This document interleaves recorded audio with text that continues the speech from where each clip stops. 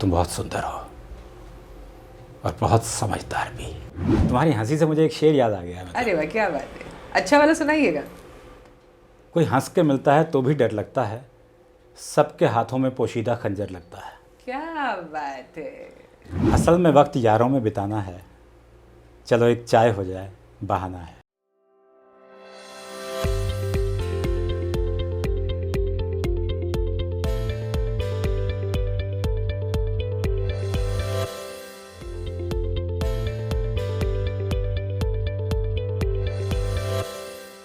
नमस्कार दोस्तों, सुनिए ना पॉडकास्ट विद तपस्या शादा में आप सभी का बहुत बहुत स्वागत है हमें। और आज हमारे साथ जो खास मेहमान वो मेरे लिए तो कम से कम बिल्कुल नहीं है, मेरे लिए तो मेरे मित्र हैं, मेरे सीनियर हैं।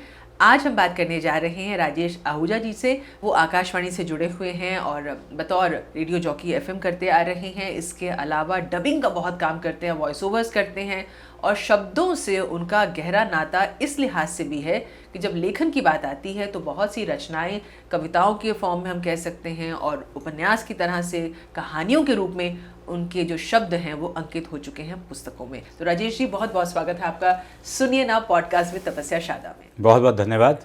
और धन्यवाद इस बात के लिए कि मुझे आसमान पर चढ़ा दिया है। और जब आसमान पर चढ़ा दिया है तो मैं समझता हूँ कि मुझे थोड़ी देर तक आसमान में रहना चाहिए।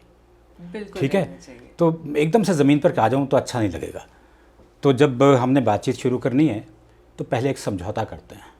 समझौता? बिल्कुल, एक एग्रीमेंट होगा, उसके बाद बातचीत शुरू होगी। अरे, और एग्रीमेंट, एक कागज़ दो और एक पेन दो मुझे। अरे तो एग्रीमेंट ऐसे कैसे? एक कागज़ दो, एक पेन दो, मैं एग्रीमेंट बना देता हूँ और फिर साइन कर देंगे। कागज़? ऐसी क्या बात है। मेरे पास तो और बस विटनेस जो है हमारे जितने भी दर्शक हैं वो सारे विटनेस। मेरे पास तो बस यही है। आप तो यही दे दो। इसका कुछ इस्तेमाल कर सकते हाँ, हैं। बिल्कुल कर सकते हैं। अब आपको कलम भी चाहिए होगी। हाँ, बिल्कुल, क्यों नहीं। अरे अरे अरे, ये तो अच्छा मुहूर्त हो गया। लीजिए, लाइए जी।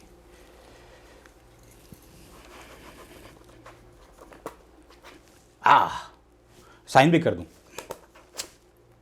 साइन भी कर दिए।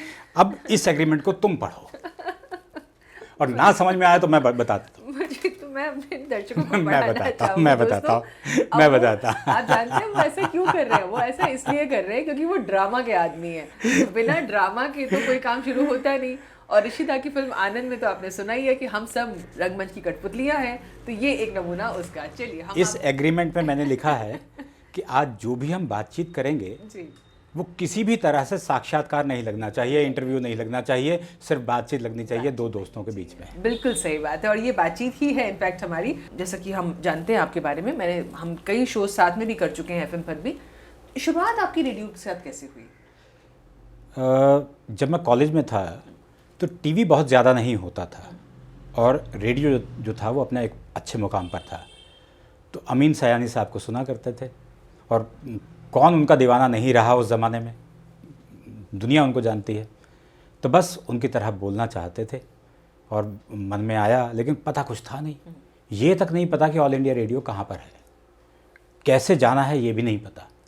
तो बस फिर किसी ने रास्ता दिखाया कि वहाँ पर एक युववाणी है, वहाँ पर एक महफिल कार्यक्रम होता है, वहाँ जाइए, वहाँ ऑडिशन दिया।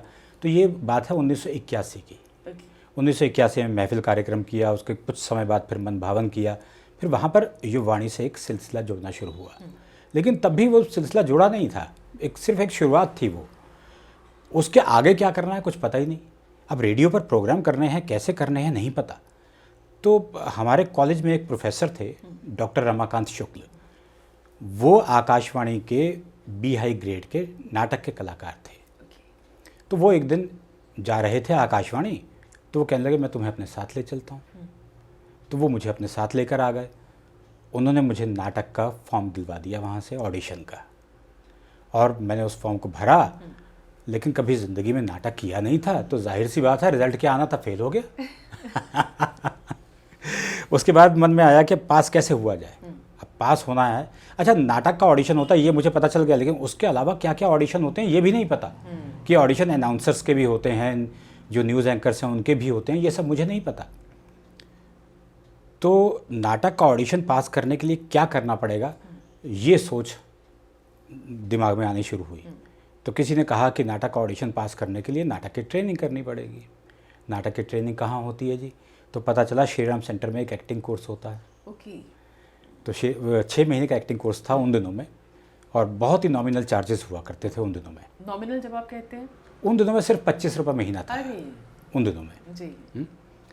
तो वहाँ पर हम गए और फॉर्म भरा और बड़ी मुश्किल से वहाँ पर एडमिशन हुआ। मुश्किल से ऐसा होता है कि वहाँ जो अप्लाई करने वाले लोग होते हैं वो शायद 300-400 और सीटें कुल मिलाकर 20 जी। ये तो आज भी एनएससी वगैरह में आप देखें तो यही सिलसिला है जी। तो पहली बार में तो उन्होंने मुझे नहीं लिया। उन्होंने मुझे कहा नाटक का सीन करके दिखाइए।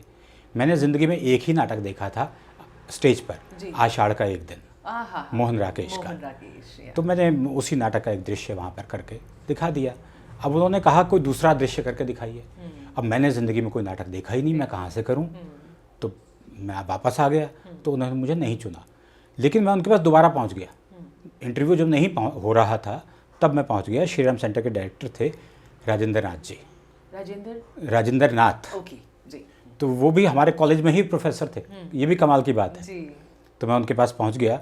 मैंने कहा कि आपने दोबारा बुलाया था। वो क्या मैंने तुम्हें दोबारा बुलाया ही नहीं।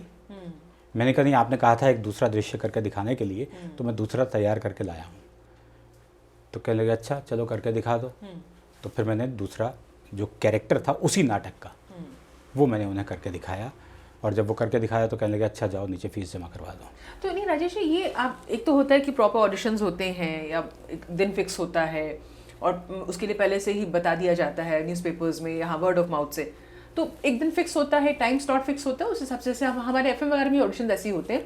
तो यहाँ जब आप कह रहे हैं तो आप दोबारा चले गए, तो ऐसे ही जाके आप दोबारा ऐसे ही चला गया। पहली बार तो जो उन्होंने टाइम दिया था उस समय पर मैं गया था। दोबारा तो वो अपने बैठे हुए थे, अपने कैबिन में बैठे हुए और मैं पहुंच गया वहाँ पर।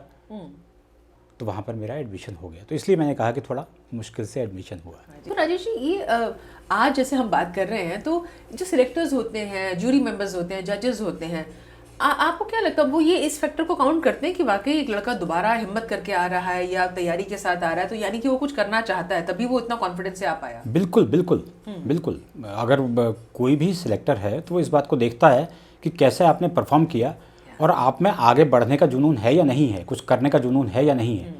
अगर वो नज़र आता है तो उसके भी कुछ ना कुछ पॉइंट्स, तो कुछ ना कुछ नंबर आपको मिलते हैं। बिल्कुल। तो जब आपको आपके जो प्रोफेसर थे जो पहली बार लेकर गए आपको कि मैं जा रहा हूँ तुम भी साथ चलो और ड्रामा का ऑडिशन, अगर वो नहीं लेके जाते तो ड्रामा को लेकर वो इंक्लिनेशन, कुछ आपका इंटरेस्ट कुछ था नहीं?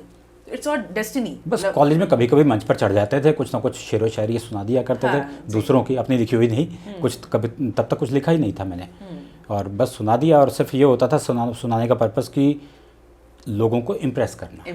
दैट इज खासतौर पे लड़कियों को इम्प्रेस करना। ये बड़ा ऑनेस्ट आपका कैंडिडेट आंसर है।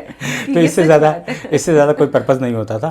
तो बस मंच पर चढ़ जाया करते थे, कुछ ना कुछ सुना दिया करते थे। तो कोई इम्प्रेस हुई कि नहीं हुई ये बताइए? हाँ बिल्कुल हुई, बिल्कुल। तो अभी देख लीजिए घर तक भी जाएगा आपका ये इंटरव्यू, तो जो अभी साथ में है। कोई बात नहीं, अब तो बहुत पुरानी बात हो गई। नहीं, ये सही बात है। तो बस क्योंकि मुझे रेडियो का ऑडिशन पास करना है नाटक का, इसलिए मैंने नाटक शुरू किया। फिर 84 से लेकर 94 तक मैंने रंगमंच पर नाटक किए। रंगमंच पर? बिल्कुल बिल्कुल बिल्कुल। अच्छा, दिल्ली में ही? मतलब दिल्ली में ही करीब मैंने 25 नाटक मैंने किए और अच्छे अच्छे निर्देशकों के साथ किए, जिनमें राजेंद्र नाथ जी भी हैं जिन्होंने मेरा ऑडिशन लिया था, और पंचानंद पाठक जी हैं जिनको हम गुरु मानते हैं, और उनकी याद में हम हर साल फेस्टिवल भी करते हैं। अच्छा। रंगमंच का एक हास्य नाटक समारोह हर साल हम करते हैं। और उसमें इस बार जो हास्य नाटक समारोह हुआ था उसमें जज के तौर पर मैं था, निर्णायक के तौर पर मैं था वहाँ। तो यहाँ से फिर आपने, और वहाँ पर श्रीराम सेंटर में आपने ट्रेनिंग शुरू की, 6 मंथ्स की आप बता रहे हैं, फिर वहाँ से वापस रेडियो? बिल्कुल, तब ऑडिशन पास हो गया नाटक का। नाटक सीख लिया ना। जब नाटक सीख लिया तो ऑडिशन पास हो गया, और ऑडिशन पास हो गया तो वहाँ से नाटकों का सिलसिला शुरू हो गया। और साथ ही युवाणी में भी मुझे कार्यक्रम मिलने लगे। अब युवाणी में एक कार्यक्रम उन दिनों आता था, इधर उधर। ये लाइव कार्यक्रम होता था, इधर उधर। ओके। इधर उधर। उसमें हमें 2 इंटरव्यूज़ बाहर जाकर करके आने होते थे सेलिब्रिटीज़ के। वो इंटरव्यूज़ हम करके लाते थे, फिर उनके हम एडिटिंग करते थे, 5-5 मिनट की एडिटिंग की जाती थी।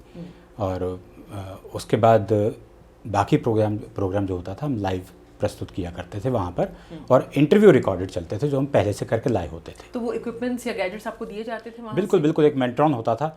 और वो कहा ये जाता है कि मतलब वो हमें कहते थे इसे संभाल के रखना, 1 लाख रुपए का होता है। तो वो अच्छा, जब ये बात आ गई इक्विपमेंट की तो एक और बात याद आ गई, एक घटना याद आ गई, तो वो सुना देता हूँ। जी ज़रूर। तो हमारे एक प्रोग्राम की एडिटिंग चल रही थी और हमारी एक प्रोग्राम एग्जीक्यूटिव थी शोभा मित्तल। शोभा मित्तल, ओके। उनसे हमने बहुत कुछ सीखा है। हाँ। तो अब तो वो इस दुनिया में नहीं हैं।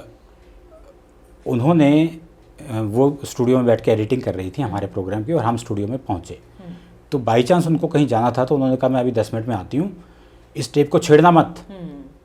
हमने कहा ठीक है, और उन्होंने टेप उस मशीन में से बाई चांस यूँ बाहर निकाल के रख दिया ताकि हम ना छेड़ें। हाँ जी। ठीक है, वो टेप यूँ घूम के आता है ना 2-3 जगह से, या। तो वहाँ से उन्होंने बाहर निकाल के रख दिया, ये हमने देखा नहीं। हाँ। अब वो चली गई कि मैं अभी आती हूँ 10 मिनट में।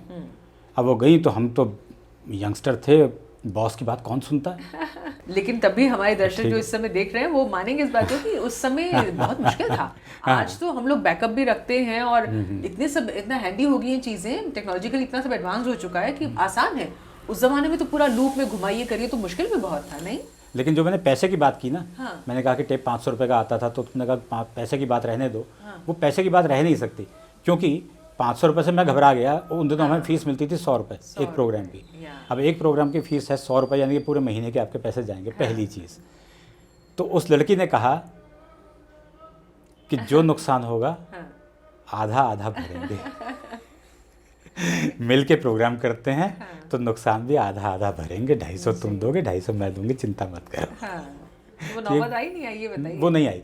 वो फिर हमने क्या किया, एक हमें बाई चांस हमारा एक दोस्त मिल गया, तो उसने कहा इस टेप को जो जितना पोर्शन धागे में बदल गया इसको काट देते हैं और काट के उसको टेप से चिपका देते हैं। उसने काट के और टेप से चिपका दिया। और टेप कहाँ से लाए आप लोग? वहाँ मिल जाती है, सेलो टेप मिल गई। ओके। और सेलो टेप लेकर उस पोर्शन को काट के यूँ जोड़ के और टेप से चिपका दिया हमने, और उस टेप को वैसे का वैसे ही रख दिया। और उसके बाद वो आई और कहने लगी अब मेरे पास तो एडिटिंग का टाइम नहीं है, एडिटिंग का टाइम नहीं है, तो कल मैं आके करूँगी। हाँ। तो वो वापस चली गई, और वापस चली गई। हम बहुत खुश हो गए, चलो टेप रिवाइंड होकर चली गई, अब तो कल आएगी ये टेप और कल वो नए सिरे से इसकी एडिटिंग शुरू करेंगी। तो हम बच गए।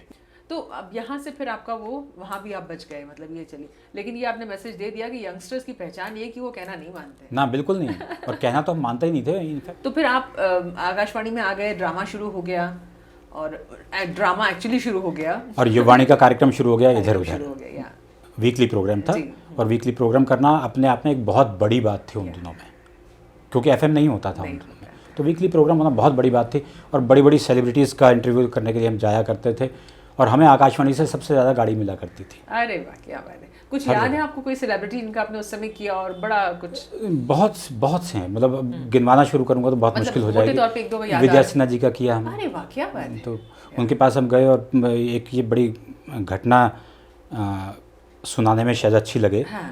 कि जब उनका इंटरव्यू करने गए होटल में, तो बाई चांस उसी दिन जो उन्होंने समय हमें दिया था, उसी दिन उनके पास खबर आई कि उनके किसी रिश्तेदार की मृत्यु हो गई है।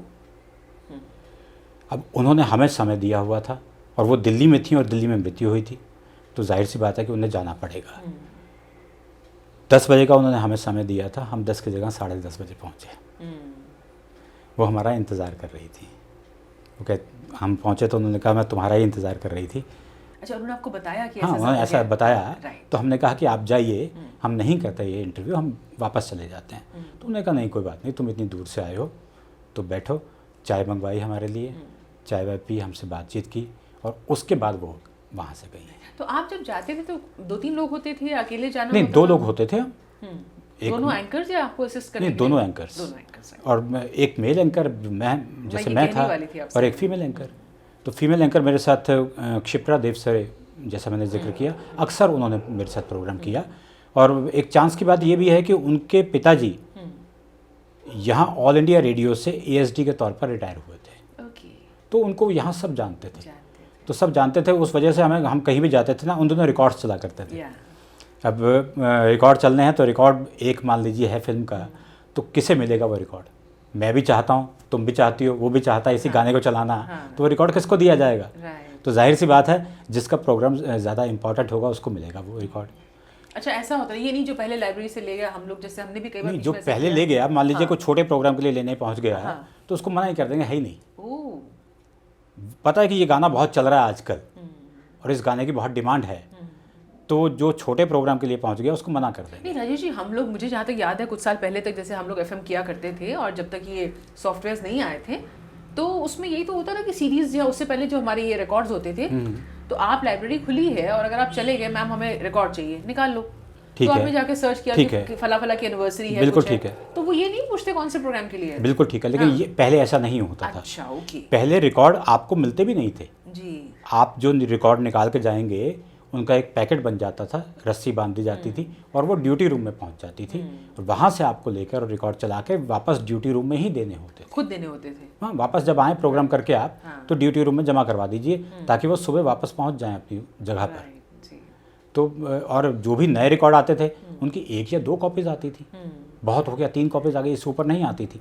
डिमांड बहुत ज़्यादा होती थी, हर किसी को चाहिए। तो क्योंकि एक हमारी सिफारिश समझ लीजिए कि उनके पिताजी वहाँ से एसडी के तौर पर रिटायर हुए थे, तो अच्छा तुम्हें चाहिए, अरे तुम तो ले जाओ तो हमें वो रिकॉर्ड मिल जाता था बड़ी आसानी से जी। तो हमारे प्रोग्राम में गाने जो होते थे वो सबसे अच्छे चला करते थे। नेचुरली तो ये फेवर काम करता है कहीं ना कहीं। ओके, इसके अलावा किसी का आपको याद आ रहा हो? अच्छा, विद्या सिन्हा जी का आपने जिक्र किया तो मुझे याद है बासुदा की फिल्मों से उन्होंने शुरुआत की, जैसे एक जिक्र आया है इसलिए कह रही हूँ।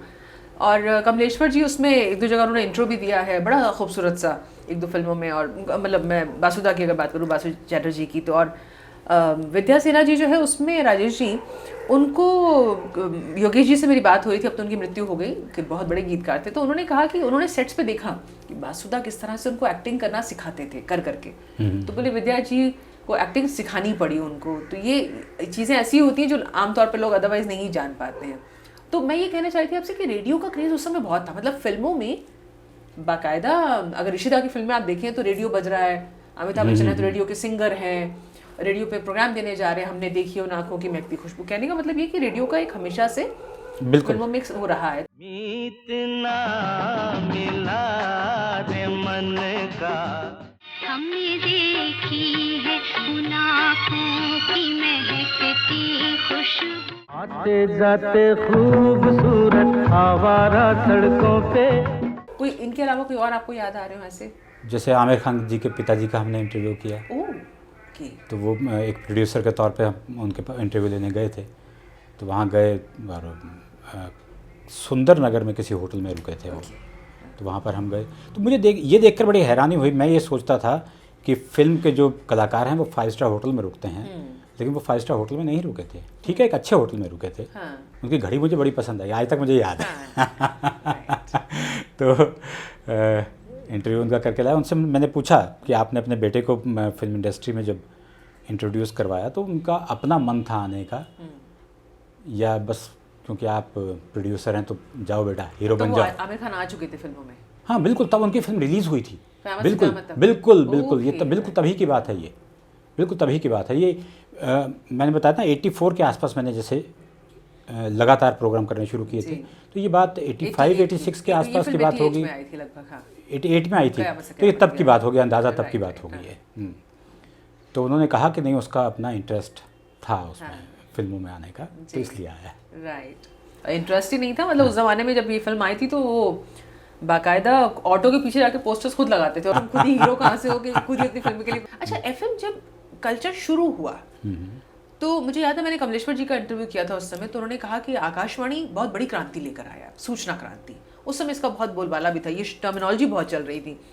तो उन्होंने कहा कि आप सोचिए कहीं किसान किसी खेत में धूप में काम कर रहा है, दूर तक चला गया अपने बैल के साथ, वहाँ उसके साथ कोई नहीं है, उसकी खेत की मिट्टी है, आकाश है, धूप है और कान में बजता हुआ जो सींग पे उसने रेडियो ट्रांजिस्टर टांग रखा है वो गाना है। वाह, मुझे उनकी बात बहुत पसंद आई, बहुत बढ़िया। फिर उन्होंने कहा कि विदेशों में हिंदी भाषा को पहुंचाने में आकाशवाणी बहुत बड़ी भूमिका निभा रहा है। तो एफएम जो है उसने यंगस्टर्स को, यूथ को कनेक्ट किया है। बिल्कुल ठीक जो है। पहले ढर्रे से काम चलता आ रहा था, विद ऑल रिस्पेक्ट, उससे इतर हर दौर में युवा कुछ नया मांगता है, तो वो आकाशवाणी ने किया एफएम के माध्यम। तो आप साक्षी भी रहे हैं, हिस्सा भी रहे हैं।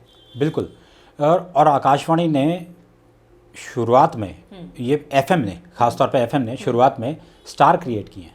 राइट, इससे पहले स्टार नहीं हुआ करते थे, ठीक है, हम नाटक कर रहे हैं लेकिन उससे कोई पहचान नहीं बनती थी, कोई पहचानता नहीं था। एफएम करते हुए हमारा नाम जाना शुरू हुआ। नाम नाटक में भी जाता था, बाद में जाता था, भाग लेने वाले कलाकार थे, लेकिन उससे पता नहीं चलता था कौन सी आवाज़ किसकी थी, ये पता नहीं चलता था।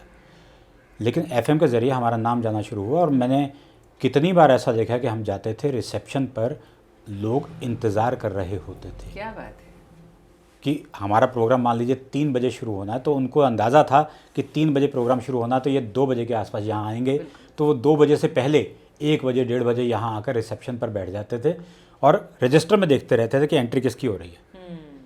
और हमने जहाँ आकर अपनी एंट्री की और एंट्री की करके जैसे ही हम हटे तो फटाक से हमारे पास आ जाते थे, ऑटोग्राफ हमारे लेते थे, फ़ोटोज़ हमारे साथ खिंचवाते थे। वो ज़माना हमने देखा। तो फिर ये सब चलता रहा, उसके बाद में कुछ नए नए प्रोग्राम्स ऐड ऑन होते रहे एफएम पर। तो ये शुरुआत में आपको कैसा लगा, मतलब लोगों का रिस्पांस, आकाशवाणी में किस तरह का माहौल था एफएम को लेके, क्योंकि अब तो एफएम का बहुत बूम है काफ़ी सालों से। एफएम के आरजेस जब आकाशवाणी आते थे तो वहाँ जहाँ भी चलते थे ना, और वो कोई पूछता था कहाँ करते तो एफएम में करते हैं, तो एक तड़ी उनमें होती थी, एक तड़ी होती थी, मतलब एफएम में करते हैं, और वो तड़ी हमें भी थी।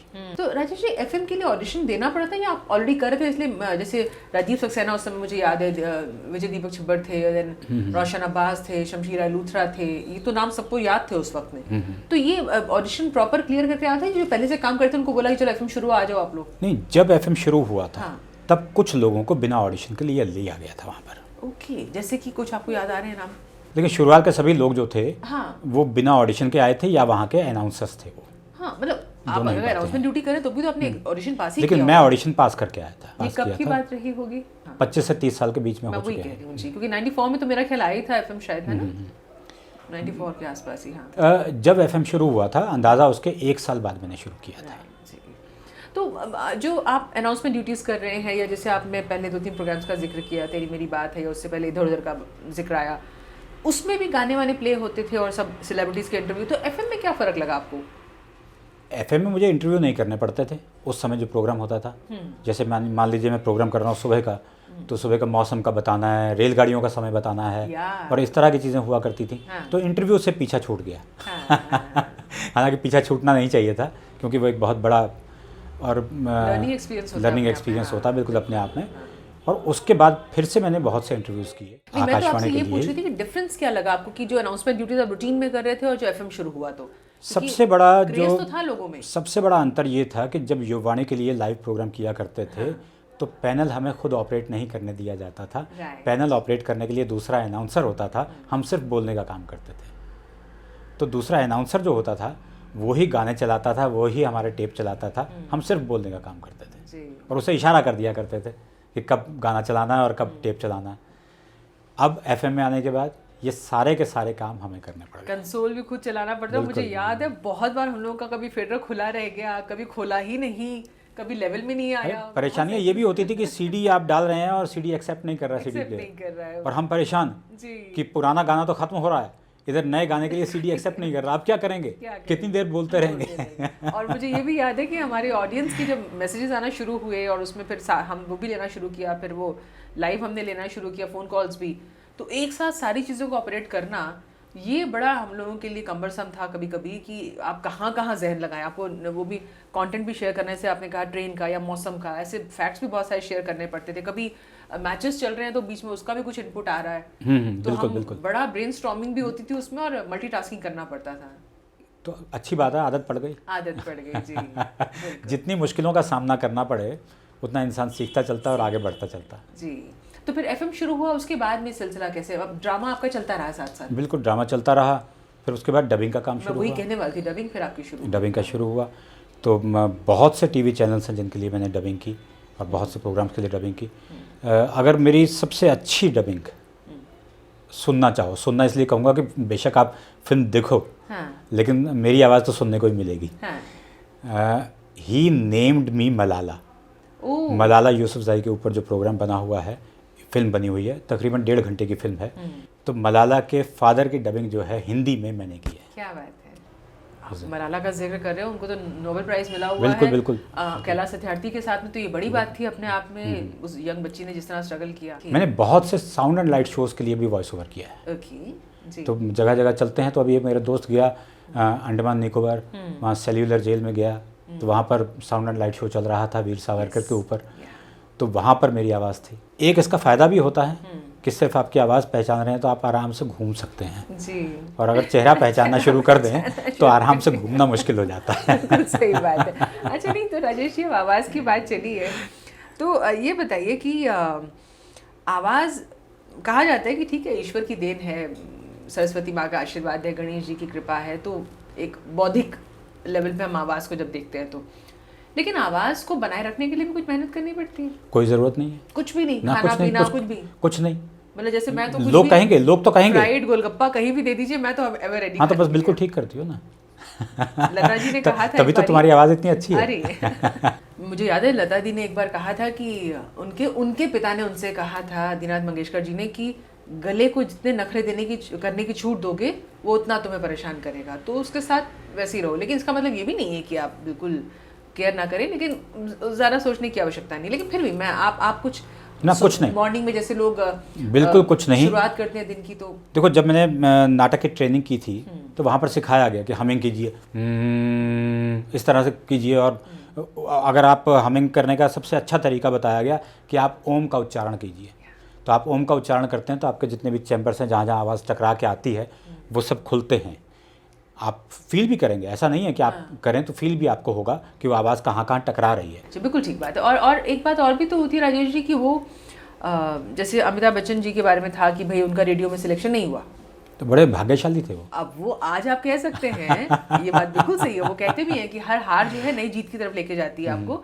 लेकिन ये कैसे हो जाता है कि एक जगह आपकी आवाज़ को पसंद नहीं किया जाता है और दूसरी जगह सिलसिला फिल्म की बात करें, उसके बाद कभी कभी मेरे दिल में ख्याल आता है, अमिताभ बच्चन जी ने काफ़ी आवाज़ों का काम किया। कभी कभी मेरे दिल में ख्याल आता है कि जिंदगी तेरी जुल्फों की नरम छाँव में गुजरने पाती तो शादाब हो भी सकती थी। मैं बताता हूँ वो क्या होता है कि मान लीजिए आप आकाशवाणी में ऑडिशन देने जाते हैं तो वहाँ पर सिर्फ आपकी आवाज़ और आपका जो, अगर मान लीजिए आप नाटक का ऑडिशन दे रहे हैं तो आपका एक्टिंग टैलेंट, सिर्फ यही नहीं देखा जाता, वो आपसे नाटकों के बारे में 4-5 सवाल भी पूछ लेते हैं जी। अब ये नाटक जो है ये किसने लिखा है, ये किसका दृश्य, अब आपको नहीं पता भी तो आप एक्टिंग तो अच्छी कर रहे हैं ना, लेकिन नहीं, उनको वो पूछेंगे कि ये जो आपने संवाद पढ़ा ये किस नाटक का है, इसके नाटककार कौन है, इस तरह के सवाल आपसे पूछ लेंगे।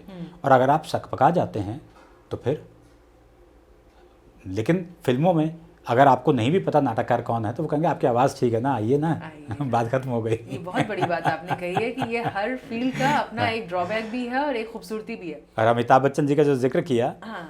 तो ये तो आकाशवाणी की बात हो गई जहाँ पर वो फेल हो गए थे। अभी जूनियर महमूद का मैं इंटरव्यू सुन रहा था, अभी कुछ दिन पहले उनका देहांत भी हो गया और बिल्कुल, बहुत बिल्कुल। बुरी स्थिति में हुआ। जी जी। तो उन्होंने बताया कि अमिताभ बच्चन अमीन सयानी जी के पास गए थे। अच्छा। और वहाँ 3 चक्कर उन्होंने लगाए, लेकिन चांस की बात है कि उनसे मुलाकात नहीं हो पाई। और मैं सोचता हूँ कि ये भी शायद उनके भाग्य का बिल्कुल, अगर मुलाकात हो जाती और वो रेडियो में चले जाते तो हो सकता है कि वो रेडियो के ही होकर रह जाते हैं। ठीक बात है। आप भाग्य में विश्वास करते हैं? बहुत ज़्यादा, है ना? बहुत ज़्यादा। भाग्य ही इंसान आपकी डेस्टिनी आपको लेके जाती है। बिल्कुल बिल्कुल, आप कुछ कर लो। यूनिवर्स, मैनिफेस्टेशन, ये वो सब कहते हैं, लेकिन कार्मिक जो आपका पूरा एक प्रोसेस है वो अपनी तरह से चलता है। उसकी वजह यही है कि आप में, मैं राजेश जी एक बात बहुत महसूस करती हूँ और मैं कई बार बोलती भी हूँ इस बात को कि आपके ना, आपके व्यक्तित्व में, आपके आभा मंडल में और आपके चेहरे में जो तेज है या जो नहीं है, मान लीजिए, वो कहीं ना कहीं आपके भीतर जो एक जिजीविषा होती है ना, एक जिद, एक पैशन, एक जुनून, एक गुस्सा, एक कुछ करना, ये जो भावना कुछ करने की, ये चीज़ें रिफ्लेक्ट होती हैं। इसीलिए बहुत से एक्ट्रेसेस वगैरह बहुत खूबसूरत होने के बाद एक्टर्स भी नहीं कर पाते फिल्मों में अच्छा काम। जैसे आपने अभी ओम की बात की, तो आशा जी ने कहीं पर कहा कि वो छोटे बच्चे थे और लता दी ऑलरेडी इतनी एस्टैब्लिश थी, आवाज़ में तो हम बहने हैं तो आएगा भी टच एक दूसरे का, तो मुझे लता से अलग बनना था ताकि लोग मुझे बुलाए फिल्मों के लिए। तो उन्होंने बताया कि ओम का रियाज वो आज भी करती हैं सुबह उठ के। बिल्कुल, ओम का वो आवाज़ को खोलने के लिए होता है जी। लेकिन अगर आप आवाज़ खोल लेंगे और उसका इस्तेमाल सही नहीं करेंगे तो वो सब बेकार है ना जी, उसका कोई फ़ायदा नहीं होगा। अगर आशा जी करती हैं वो रियाज, मान लीजिए, तो अच्छी बात है। आप जैसे थिएटर करते हैं, आप रेडियो करते हैं, डबिंग करते हैं, वॉइस ओवर्स करते हैं, अभी जैसे आपने कई डॉक्यूमेंट्रीज का भी जिक्र किया, कुछ आपको मॉड्यूलेशन आवाज़ में भी चेंज करना पड़ता है या सिर्फ कंटेंट जो आपका डिलीवरी है या जो एक्सप्रेशन उसी में रहता है बस? नहीं, बिल्कुल उस कैरेक्टर के हिसाब से अपनी आवाज़ बनानी पड़ती है ना। तो कोई आपको गाइड करता है या आप खुद से अपने एक्सपीरियंस? डबिंग डायरेक्टर वहाँ पर होते हैं। हाँ जी। लेकिन क्योंकि हमारे पास एक लंबा अनुभव है, तो डबिंग डायरेक्टर हमारी बात भी मानते हैं। जैसे एक एग्जांपल देता हूँ जी, वही मैं कह रही थी आपसे। हाँ। तुमने कहा एग्जांपल तो मेरे ध्यान में अचानक आ गया। एक मैंने डबिंग की और वो इंग्लिश मूवी की डबिंग थी और उसमें वो एक बहुत ही रोमांटिक सीन था। ये आज की बात नहीं है, जब मैं जवान था तब की बात है। नहीं, आज भी वही मस्ती है, चिंता मत कीजिए। तो बहुत ही रोमांटिक सीन था। तो मैंने कहा एक बार मेरे तरीके से रिकॉर्ड कर ले और उसके बाद तू अपने तरीके से भेज दियो, जो तुझे अच्छा लगे वो भेज दियो। तो उसने कहा ठीक है। तो अब मैंने जो डायलॉग बोला, अब मैंने फील के साथ बोला, तुम बहुत सुंदर हो और बहुत समझदार भी, ठीक है ना।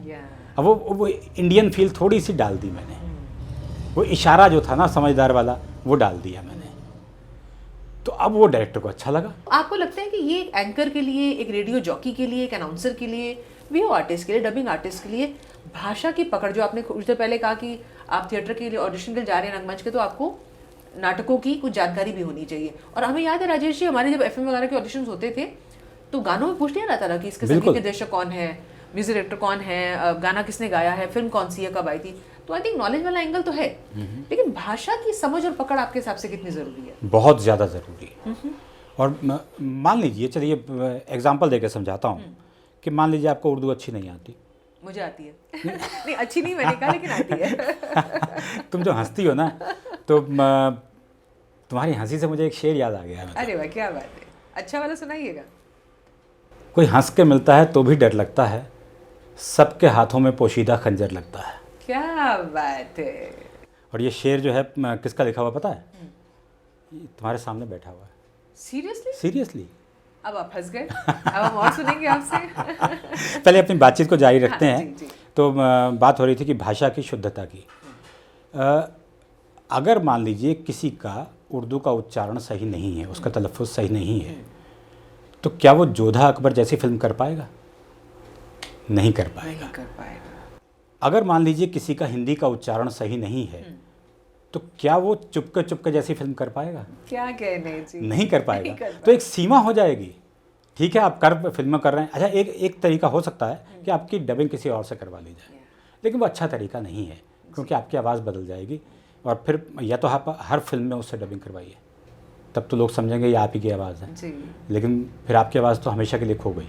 तो बेहतर ये है कि आप अपने उच्चारण को सुधारें, अपने तलफ़ुज़ को सुधारें और जितना भाषा का ज्ञान रख सकें। आपने अमिताभ बच्चन का जिक्र किया, हालांकि उनकी भाषा बहुत अच्छी है जी, बहुत बढ़िया भाषा है, और मैं उनकी आवाज़ का, उनकी भाषा का दीवाना हूँ।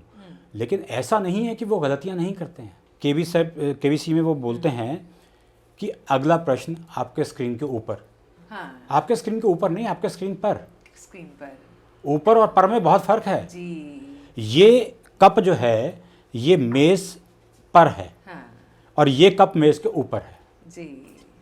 जो पर होता है, पर में एक जुड़ाव होता है। राजेश जी, लेकिन अभी जो चलन है एफएम का, या जो ओवरऑल जो हम देख रहे हैं सोशल मीडिया पे भी, हर प्लेटफॉर्म पे हर दूसरा व्यक्ति एंकर होता जा रहा है। बस आप यूट्यूब का चैनल शुरू कीजिए और बोलना शुरू कर दीजिए, आप एंकर बन गए। एंकर बन गए। बिल्कुल। तो आपको कुछ आता या नहीं आता उससे मतलब नहीं है, रिश्तेदार तो कम से कम लाइक कर ही देंगे। हाँ। और दोस्त यार लाइक कर देंगे, बस आप कितना जस्टिफाइड आपको लगता है? हालांकि कोई पूछता नहीं है आपसे जस्टिफाइड। देखिए, हर चीज़ के दो पक्ष होते हैं, एक फ़ायदे वाला होता है, एक नुकसान वाला भी होता है। ठीक है, इससे कई प्रतिभाओं को सामने आने का मौका भी मिलता है, जी। और ये इसका अच्छा पक्ष है। और बुरा पक्ष ये है कि हर कोई सामने आ जाता है, जी, वो भी नहीं होना चाहिए। नहीं होना चाहिए। तो दोनों बातें हैं। आपने बिल्कुल सही कहा। मुझे लगता है कंटेंट की जहाँ तक बात है कि एक हल्का सा मौलिक पक्ष जो है, मुझे लगता है वो रहना चाहिए। एक हर चीज़ की अपनी डिमांड होती है। आप चाय में चीनी ही डालेंगे, लाल मिर्च नहीं डालेंगे। तो हर चीज़ का अपना एक पूरा सिस्टम होता है जिसकी तरह से उसको चलना चाहिए। मैं समझती हूँ कि वो ठीक है, आप फूल फल फिर नहीं बोल पा रहे, वहाँ तक तो फिर भी नहीं, वो भी बोलना ज़रूरी है। ज़रूरी है, लेकिन हम कह रहे हैं कि फिर भी एक बार की आप कहेंगे चलो ठीक है, थोड़ा बहुत अब किस किस को सिखाया जाए। लेकिन अब इतना ज़्यादा कि जा रहा था, कर रहा था, वो कानों को अखरता है अगर आप थोड़ी भी परिष्कृत भाषा सुनने की आदी। अच्छा, अगर आप एक्टिंग कर रहे हैं, हाँ तो एक्टिंग में इसको कैरेक्टर बना सकते हैं। जी। अरे मामा जा रहा था, हाँ, वो कैरेक्टर बन गया आपका। तो फिर तो आपको उच्चारण की दक्षता की ज़रूरत नहीं है, लेकिन वो हर जगह नहीं चलेगा ना। जी, अब आपके लेखन पे आते हैं। फिर मैं आपसे 2-3 बड़ी इंटरेस्टिंग बातें करने का मेरा मन है। ये जो किताब मैं पहले आपकी देख रही हूँ, मैं अपने दर्शकों को भी दिखाना चाहूँगी। दोस्तों, ये राजेश जी की किताब हैट्रिक, मैं इसका हिस्सा रही हूँ। वो क्या है वो भी आपसे जानेंगे। इस किताब की पहली पाठक तो मैं नहीं कहूँगा, लेकिन इस किताब की पहली श्रोता तुम थी। जी। ये मेरी ज़िंदगी की पहली किताब थी, पहली रचना थी, पहली साहित्यिक रचना मेरी यही थी। अपने पर विश्वास नहीं था और सोचा किसी की मदद ली जाए। तो मदद लेने के लिए किसकी मदद ली जाए? ऐसे जने की मदद ली जानी चाहिए जिसकी हिंदी अच्छी हो। तो तपस्या का नाम सामने आया। प्लीज। तपस्या की हिंदी अच्छी है, मुझे पता था। तो मैं तपस्या के पास पहुंचा। अब तपस्या कहने लगी पहले मैं कहानी सुनूंगी। मैंने कहानी सुनी तो ये तो यूं बैठ गई, कहे दोबारा सुनाओ। अब मैंने दोबारा सुनाई कहानी। अब मैं इस समय श्रोताओं से बात कर रहा हूँ अपने जो दर्शक हैं उनसे बात कर रहा हूँ। तो मैंने दोबारा कहानी सुनाई। अब ये फिर यूँ फिर कहे कि मैं ये ले जाना चाहती हूँ साथ। ये ले गई किताब को, मेरी जो लिखी हुई स्क्रिप्ट थी उसको। अब उसके बाद अगली मुलाकात हुई। अगली मुलाकात में ये कहे कि मैं फिर से सुनना चाहती हूँ तुम्हारे मुँह से। मैं फिर कहानी सुनाई। मतलब 3 बार एक मेरी इस उपन्यास की कहानी की श्रोता ये लेकिन आप भूल के चाय मैंने पिलाई थी कैंटीन में आपको बार बार। चाय तो आज भी तुम्हें पिला रही है। अरे राजेश जी, जैसे बताता हूँ, नहीं, ये बड़ी इंटरेस्टिंग बात है। मैं वो भी सुनूंगी, लेकिन माफ़ कीजिएगा, कंगना बनर्जी जी बहुत बड़ी सिंगर हैं। उनका मैंने इंटरव्यू किया तो वो क्या कहती हैं कि आपको अपना गाना सुनाने के लिए ना रसगुल्ले और समोसे खिलवाने पड़ते हैं। मैंने आपके साथ कुछ खाया नहीं, उल्टा खिलाया, तो आप पहले तो मुझे इसकी दाद दीजिए। जी प्लीज, अपनी बात आप रखें। तो जब मैंने ये लिख ली तो इसको टाइप करना था। जी। अब मुझे हिंदी की टाइपिंग नहीं आती। तो मैं जिन स्टूडियोज़ में जाता था वहाँ जो टाइपिस्ट थे उनसे मैंने बात की। तो उनको वो कहने लगे हम इतवार को आ जाएंगे घर पे और टाइप कर देंगे। मैंने कहा ठीक है। तो कंप्यूटर मेरे पास घर पे था। मैंने कहा आ जाओ और वहाँ मैं बोलता जाऊँगा और टाइप कर देना। टाइम दे के नहीं आए। क्यों नहीं आए? वो घर पे ये काम पड़ गया, फलाना पड़ गया। ठीक है जी, एक बार हो गया, दूसरी बार हो गया, तीसरी बार हो गया। मैंने दूसरे को कांटेक्ट किया, दूसरे ने भी यही कहा। तो अल्टीमेटली मैंने हिंदी की टाइपिंग सीखी। क्या बात है। राइट, चलिए हैट्रिक की बात चल रही थी, अब हम भी हैट्रिक पूरी करते हैं। तो ये तो आपकी दूसरी किताब जिसमें आपने बताया, इसमें भी आपको प्राइज मिला। ये उसके बाद में आपकी एक और जो ये लघु कथाओं की किताब है। लघु कथाओं, हाँ जी। तो ये भी राष्ट्रीय स्तर की प्रतियोगिता थी। इसमें भी मुझे लघु कथाओं के लिए पुरस्कार मिला। क्या बात है। मतलब एक कमाल की बात यह है कि पहली बारी उपन्यास लिखा तो पुरस्कार मिल गया, पहली बारी कविता लिखी तो पुरस्कार मिल गया, पहली बारी लघु कथा पुरस्कार मिल गया, पहली बार बाल कहानी पुरस्कार मिल गया। क्या बात है जी। और ये आगे हमारी कहानियों वाली बात जो ये बाल कहानी है। मेरा कहानियाँ जो है ना, इससे पहले बाल कहानी के लिए मुझे एक और पुरस्कार मिल चुका था और ये दूसरी मेरी बाल कहानी इसमें है। ये चिल्ड्रंस बुक ट्रस्ट की किताब है और इनका बहुत बड़ा कंपटीशन होता है, बहुत बड़ा कंपटीशन होता है। इसमें मेरी कहानी को पुरस्कार मिला। ओके, जब जागो तभी सवेरा। क्या बात है। और ये बात तो बिल्कुल सही है अपने आप में। राजेश जी, हर व्यक्ति को, खासतौर से कलाकार को, जीवन में प्रेरणा की बहुत ज़रूरत होती है। आपको मोटिवेशन कहाँ से मिलती रही है? कोई ज़रूरत नहीं होती। नहीं होती। आप काम करते जाइए, बस बात खत्म। तो काम प्रेरणा है अपने आप में। काम ही मोटिवेशन है। बिल्कुल, काम ही मोटिवेशन है। और अगर आप मोटिवेशन लेना भी चाहते हैं तो जिस फील्ड में आप जाना चाहते हैं उस फील्ड में जो एस्टेब्लिश्ड लोग हैं उनसे आप मोटिवेशन लीजिए। कोई स्पेसिफिक पर्सन आपके जहन में कभी नहीं रहा कि नहीं, ऐसा कोई नहीं रहा। लेकिन मान लीजिए मुझे एक्टिंग में जाना है तो मैं फिर अमिताभ बच्चन जी को ध्यान में रखूं कि मुझे उनके जैसा बनना है, उनसे मोटिवेशन लूं, शाहरुख खान से लूं। तो ये सब तो हो सकता है, लेकिन अल्टीमेटली तो आपको अपने काम से ही मोटिवेशन लेनी, यानी अपने आप से एक तरह से। बिल्कुल। एक बार आप काम कर रहे हैं तो एक बार सुनील गावस्कर से किसी ने पूछा था कि जो हमारे खिलाड़ी हैं उनको मोटिवेट करने के लिए क्या किसी साइकेट्रिस्ट को रखना चाहिए। तो सुनील गावस्कर ने कहा आप अपने देश के लिए खेल रहे हैं, मोटिवेशन इतनी ही काफ़ी है। वाह, इससे ज़्यादा मोटिवेशन की ज़रूरत नहीं है। जी बिल्कुल सही बात। तो कुछ ना कुछ केंद्र में रहता है। हाँ हाँ। सबसे ज़्यादा चैलेंजिंग आपके लिए क्या रहा है, अगर अभी आप सोचते हैं इतने वर्षों में, 40 वर्षों का जैसे एक अरसा बीत चुका है? ऐसा बनना तो मैंने चाहा रेडियो आर्टिस्ट, हाँ। तो सबसे ज़्यादा चैलेंजिंग तो मेरे लिए वही था। अब उसके बाद लेखक तो मैं तुक्के से बन गया। आपने पूछा कि किन किन सेलिब्रिटीज़ का मैंने इंटरव्यू किया, तो एक बार मैंने मास्टर राजू का इंटरव्यू किया था। तो मास्टर राजू का इंटरव्यू किया तो मैंने उनसे पूछ लिया कि अब आप बड़े होकर कब आएंगे और क्या। तो उन्होंने कहा मेरे बड़े होकर भी कुछ फिल्में आ रही हैं, मतलब जिनमें मैंने बचपन का रोल नहीं किया। तो उन्होंने अपनी फिल्मों के नाम बता दिए। तो जब एडिटिंग हुई तो वो पोर्शन हटा दिया गया और कहा गया कि आप फिल्मों के नाम लेंगे, ये तो फिल्मों की पब्लिसिटी हो गई। ये उस ज़माने की बात है, लेकिन आज के दौर में आप फिल्मों का नाम ले सकते हैं। तो ये परिवर्तन थोड़े थोड़े आए हैं। और मुझे याद है राजेश जी, हम लोग जब एफएम कर रहे थे तो उस समय ये कहा गया था कि जब हमारी वर्कशॉप्स होती थी एफएम की, तो कहा जाता था कि भाई अगर आपने एक गाना प्ले किया है तो ये करिए कि आप उसको कई महीनों तक, कम से कम 3 महीने तक उस गाने को दोबारा प्ले नहीं करें आप। और एक बुरी आदत मुझ में, या अच्छी आदत कह लीजिए, वो ये रही कि किसी बड़े ने अगर कुछ भी कह दिया तो वो मेरे लिए पत्थर की लकीर होती थी। और वही चीज़ मुझे आज तक फल दे रही है, चाहे घर के बड़े हों, चाहे ऑफिस में हो, कहीं पर भी हो। तो मैंने उस तब से, जब मैं सपने कितने अपने करती हूँ, मैंने एक डायरी मेंटेन करना शुरू कर दिया। Every single time I used to make sure कि मैंने उसमें गाने लिख दिए कि आज की तारीख में मैंने ये गाने प्ले किए हैं, अब वो पूरी 3 महीने का कैलेंडर डेट जब चला जाएगा उसके बाद वो गाना प्ले होगा, वो रिपीट नहीं होगा। और ये चीज़ें इतनी प्यारी निकली कि ऑडियंस कहती थी आपने जगजीत सिंह की गज़ल ऐसी वाली सुनाई, वो तो आपने तब, तो लोग कनेक्ट करते हैं, तो ईमानदारी जो है वो पे करती है आपको। बिल्कुल बिल्कुल बिल्कुल। और कई बार ये भी कहा जाता है कि जो सीरियस गाने हैं लोग पसंद नहीं करते, लेकिन हमारे यहाँ एक प्रोग्राम हुआ करता था ओनली फॉर ब्रोकन हार्ट्स, जी, उसमें सिर्फ सीरियस गाने चला करते थे और वो प्रोग्राम हिट होता था। हिट आते थे, बिल्कुल ठीक बात है जी। तो अब आपके बेटे की हम बात कर रहे थे, आप वो भी अच्छा काम कर रहे हैं, तो कुछ बताइए ना। देखिए, शुरुआत तो ऐसे हुई कि मेरे बेटे ने रिकॉर्डिंग से ही शुरुआत की, और जाहिर सी बात है कि उस समय तो वो 8 साल का भी नहीं था, और 8 साल का बच्चा जो है वो स्क्रिप्ट नहीं पढ़ सकता, लेकिन उसके बावजूद वो स्क्रिप्ट पढ़ के रिकॉर्डिंग करता था। राजेश आहूजा के बेटे हैं ना। अच्छा, और बड़ा मज़ा आता था कि जब वो स्टूडियो में रिकॉर्डिंग कर रहा होता था या डबिंग कर रहा होता था। इनफैक्ट 8 साल में उसने डबिंग शुरू कर दी थी। क्या बात है। तो जब वो डबिंग कर रहा होता था, स्टूडियो के बाहर भीड़ जमा हो जाती थी। भीड़ किन लोगों की? जो लोग भी वहाँ पर काम करने वाले हैं, जो लोग भी वहाँ रिकॉर्डिंग करने आए हुए हैं, दूसरे आर्टिस्ट, वो सारे के सारे, स्टूडियो के बाहर एक विंडो होती है कांच की छोटी सी, तो वहाँ से वो सारे के सारे देख रहे हैं, अरे इतना छोटा बच्चा डबिंग कर रहा है। वो हैरान हो जाते थे। और जब उसने पहली बार डबिंग की तो उसका एक मज़ेदार किस्सा है, और वो ये कि डबिंग डायरेक्टर को ये लगा कि इतना छोटा बच्चा आ रहा है जिसकी उम्र 8 साल है, तो ये डबिंग तो कर नहीं पाएगा, तो इससे बड़ी मुश्किल से डायलॉग बुलवाने पड़ेंगे। तो उसने क्या किया, चॉकलेट्स मंगवा के रखी। उसने ये सोचा कि जब वो नहीं डायलॉग बोलेगा तो उसको कहेंगे, देख अच्छे से डायलॉग बोल, हम तुझे चॉकलेट देंगे। अभी आया, इसने पहला डायलॉग बोला, डबिंग डायरेक्टर देखा ही तो बिल्कुल ठीक फिट हो गया, बिल्कुल जितनी ड्यूरेशन में चाहिए उतनी ड्यूरेशन में इसने कर दिया। दूसरा डायलॉग बोला, वो भी ठीक हो गया। तीसरा डायलॉग बोला, वो भी ठीक हो गया। चौथा डायलॉग बोला, वो भी ठीक हो गया। जब 5वां करने लगा तो मेरे बेटे ने कहा कि ये चौथा डायलॉग जो है ना, ये गलत हो गया है। डबिंग डायरेक्टर कहता नहीं बिल्कुल ठीक हुआ है। तो मेरा बेटा कहता नहीं, इसमें एक फंबल है। My God. नहीं, फंबल नहीं है कोई। कहता आप सुनो। और डबिंग डायरेक्टर ने सुना तो वाकई उसमें फंबल था। डबिंग डायरेक्टर को सुनाई नहीं दिया, समझ नहीं, छोटा सा फंबल था, हल्का सा फंबल था, अटकाव हल्का सा था। तो वो हल्का सा अटकाव जो था वो मेरे बेटे ने टोक दिया 8 साल की उम्र में डबिंग डायरेक्टर को। जब ये बाहर आया और फिर हम जाने लगे, तब उसको याद आया कि मैं तो चॉकलेट मंगवा के रखी थी।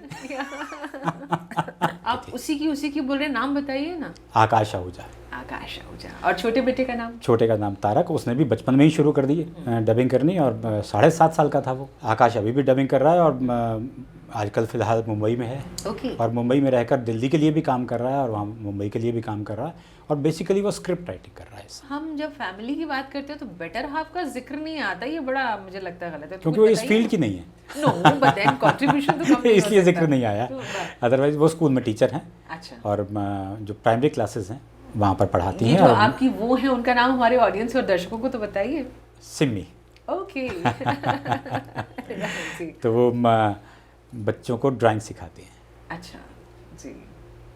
आपको कुछ सिखाया कि नहीं? मैं सीख नहीं पाया, तभी तो आपकी ड्राइंग इतनी खराब थी अभी एग्रीमेंट के टाइम पर।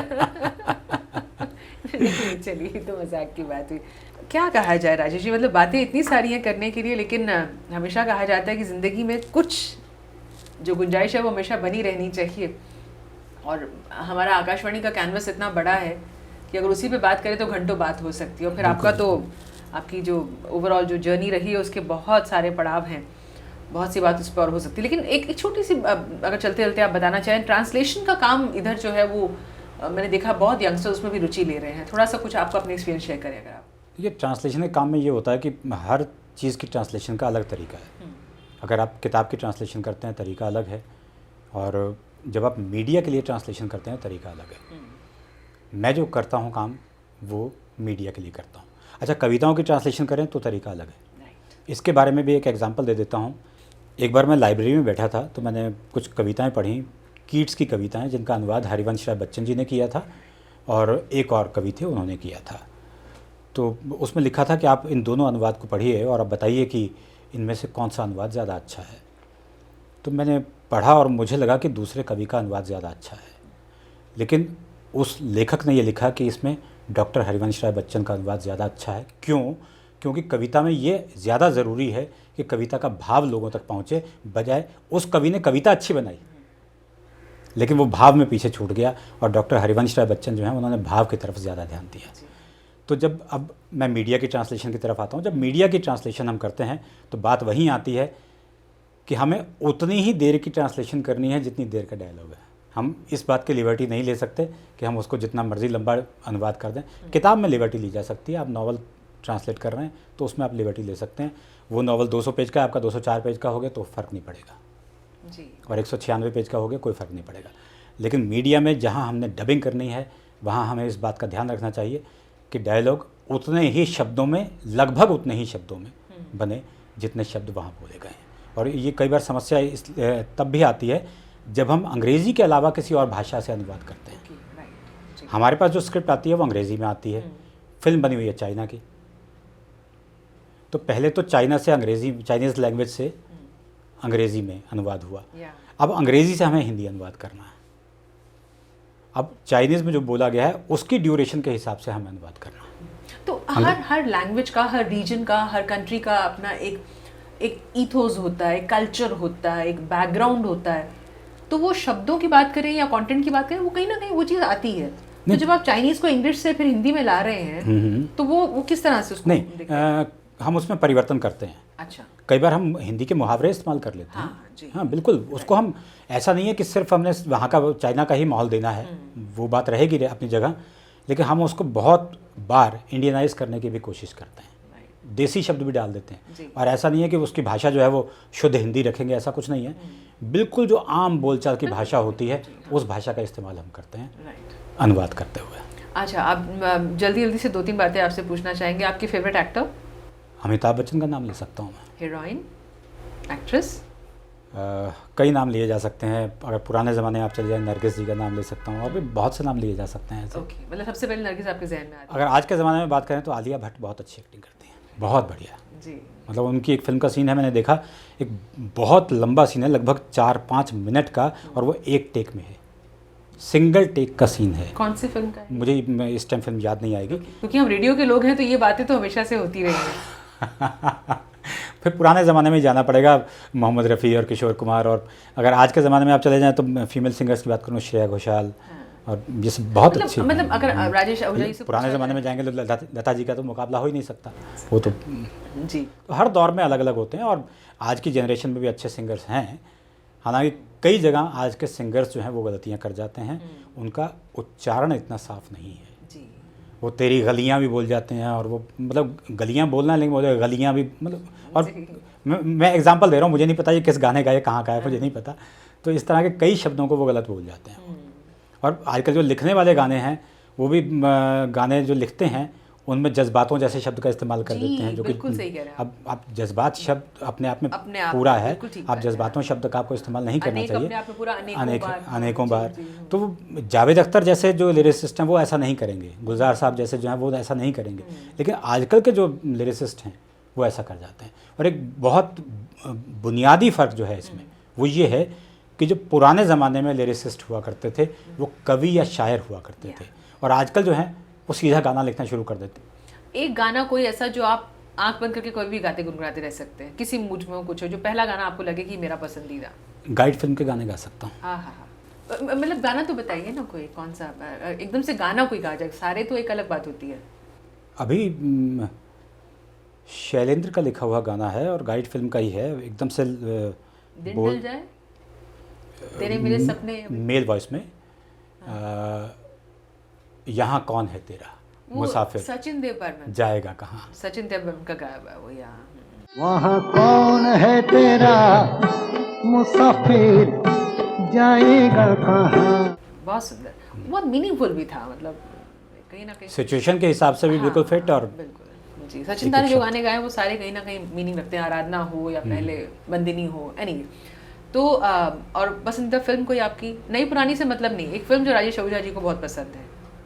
मुग़ल आज़म बहुत पसंद है। हाँ हाँ हाँ, क्या गाइड बहुत पसंद है, गाइड मैंने कितनी बार देखी है, बहुत विजय आनंद की ये फिल्म विजय आनंद ही को बना गई, मतलब एक तरह से इस्टेब्लिश। चलते चलते आप पहले तो इस पॉडकास्ट के बारे में कुछ कहना चाहें और फिर हमारी ऑडियंस से कुछ। बहुत बहुत शुभकामनाएं। और ये पॉडकास्ट जो है दिन दूनी रात चौगुनी तरक्की करता रहे, उन्नति करता रहे, ये कह सकता हूँ। और तुम मुझे बार बार बुलाती रहो, चाय पिलाती रहो। असल में वक्त यारों में बिताना है, चलो एक चाय हो जाए, बहाना है। क्या बात है, ये बहाने ये यूं ही बने रहें, ये सिलसिले यूं ही बने रहें। ऑडियंस से कुछ आप कहना चाहें, खासतौर से जो बच्चे रेडियो में आना चाहते हैं या आर्टिस्ट बनना चाहते हैं? देखिए, कुछ भी आप काम करना चाहते हैं, यहाँ रेडियो पे आने की बात नहीं है और आर्टिस्ट बनने की बात नहीं है। आप कुछ भी काम करना चाहते हैं, अगर आप उसे दिल से करेंगे तो आगे बढ़ेंगे, और अगर दिल से नहीं करेंगे तो ठीक है, आप एक नौकरी करते रह सकते हैं, वहाँ करते रहिए नौकरी। ज़िंदगी तब भी अच्छी बीत जाएगी, ऐसा नहीं है कि तब ज़िंदगी अच्छी नहीं बीतेगी। और ये हो सकता है कि दिल से काम करने में आपको स्ट्रगल ज़्यादा करनी पड़े, लेकिन फिर भी आपको सुकून मिलेगा कि आपने कुछ अच्छा काम किया है। राजेश जी, बहुत बहुत शुक्रिया। ये शब्द कम है लेकिन गहराई बहुत है इनमें। मैं इसलिए कह रही हूँ कि आपने एक कॉल पे मेरी बात को आपने एक्सेप्ट किया और आप आ गए मिलने के लिए। मैं बहुत आभारी हूँ। मन था, पॉडकास्ट तो मैं सुनिए ना के नाम से शुरू कर ही चुकी हूँ, लेकिन मेरा मन था कि हमारे जो मित्र हैं, संगी साथी हैं, सीनियर्स हैं, उनके साथ में एक सीरीज़ हम शुरू करें रेडियो जॉकीज़ और एंकर्स के साथ में। तो आपने समय दिया और आप आए और इतनी अच्छी बातचीत आपसे रही। मैं सच में दिल से आपका धन्यवाद करती हूँ। और मेरे लिए इतना ही बस मेरे मन में भावना है कि आपके लिए, आकाश के लिए, आपके छोटे बेटे, सबके लिए मेरी शुभकामनाएं कि आप निरंतर इसी तरह से अच्छा काम करते रहें और यही मुलाकात हमारी इसी तरह चलती रहे। थैंक यू, बहुत बहुत धन्यवाद। Thank you. तो सुनिए ना, पॉडकास्ट विद तपस्या शादा में आज राजेश आहूजा जी से हमने बात की। फिर आपसे जल्दी मुलाकात होगी, तब तक के लिए दीजिए इजाज़त। लेकिन एक छोटी सी बात आपसे ज़रूर कहना चाहेंगे। अभी देश की बात चली थी, जब राजेश जी ने सुनील गावस्कर का जिक्र किया कि उन्होंने कहा कि आप देश के लिए खेलते हैं, ये प्रेरणा बहुत है। देश के लिए हम सब के भीतर बहुत सम्मान है, जज्बा जुड़ा हुआ है, लेकिन अपने देश के लिए हम कर क्या रहे हैं, ये सवाल दिन में अगर एक बार अपने आप से आप पूछ लें तो मुझे लगता है बहुत सी गलतियां करने से बच जाएंगे। फिर चाहे वो पॉलीथीन बैग्स का इस्तेमाल ना करना ही हो, छोटी छोटी कोशिशें बहुत दूर तक लेके जाती हैं। इसी के साथ लेते हैं इजाज़त। Thank you so much.